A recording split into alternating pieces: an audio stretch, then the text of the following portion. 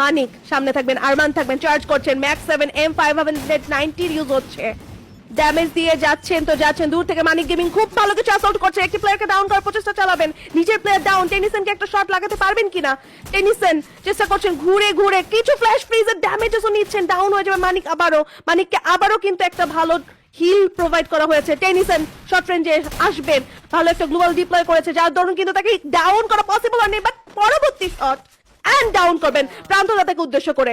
এবার কিন্তু এইম করছেন, কারণ টেনিসনকে যে ডাউন করার মিশন ছিল সেটা কিন্তু অ্যাকমপ্লিশড হয়ে গিয়েছে। রাইট নাও প্রান্তকে ডাউন করতে হবে, প্রান্ত দাদা পেইন্টা kill right now, solo survivor from the team Bangladesh top on equal just ডিস্ট্রয়কে ড্যামেজ দিবে, ডাউন করবে।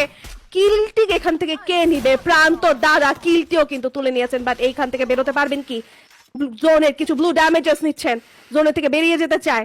সামনে হেই শফিকের প্লেয়ার গুলো থাকবেন, হার্টেড গেমিং কে উদ্দেশ্য করে, বাংলাদেশ টপ ওয়ান কে উদ্দেশ্য করে। এখন যতগুলো টিম ওই পাশ থেকে আসবে প্রত্যেককে এই জায়গাটাতে গেট কিপ করবে ব্লেড, জাস্ট ওয়ান ম্যান আর্মির মতো কিন্তু দাঁড়িয়ে থাকবেন গেট কিপিং এর জন্য। অ্যান্ড শফিক এবং রাত ভাই বা বাংলাদেশ টপ ওয়ান দুটো টিমই আসলে গেট কিপিং খাবে ব্লেডের তরফ থেকে। ব্লেড অ্যান্ড নিজাদ দুটো প্লেয়ার এই মুহূর্তে গেট কিপ করবে তাদেরকে। নিজাদের কাছে আছে ড্রাগন অফ ওয়াই, শফিককে ডাউন করা হয়েছে এবং শফিকের কিলটিও কনফার্ম হয়ে যাবে হয়তোবা। এই মুহূর্তে 4টি স্কোয়াড বেঁচে রয়েছে, শফিককে সরিয়ে ফেলা হলো পথ থেকে নিজাদের তরফ থেকে।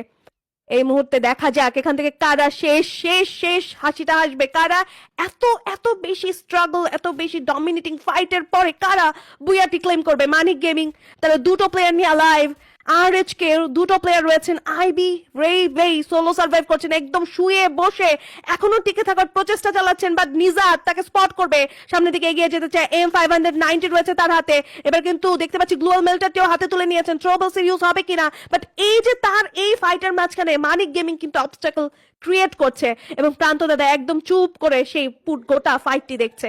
মানিক গেমিং 3টে প্লেয়ার নিয়ে, ওকে মাই ব্যাড, 3টে প্লেয়ার নিয়ে সার্ভাইভ করছে মানিক গেমিং, এন্ড সি কিভাবে সার্ভাইভ করতে হয়। প্রান্ত দাদাও শুয়ে পড়েছেন।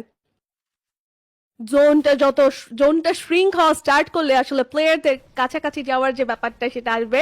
Back to back Manik gaming charge করছেন, রেবে একদম শর্ট রেঞ্জে চলে যাবে, রাজেশকে নিজাদ একটা শট দিবে, একটা আউটস্ট্যান্ডিং শট, যেটা না হলে তিনি এখানে বিপদে পড়ে যেতেন, সেই শটটি প্রোভাইড করে গিয়েছেন।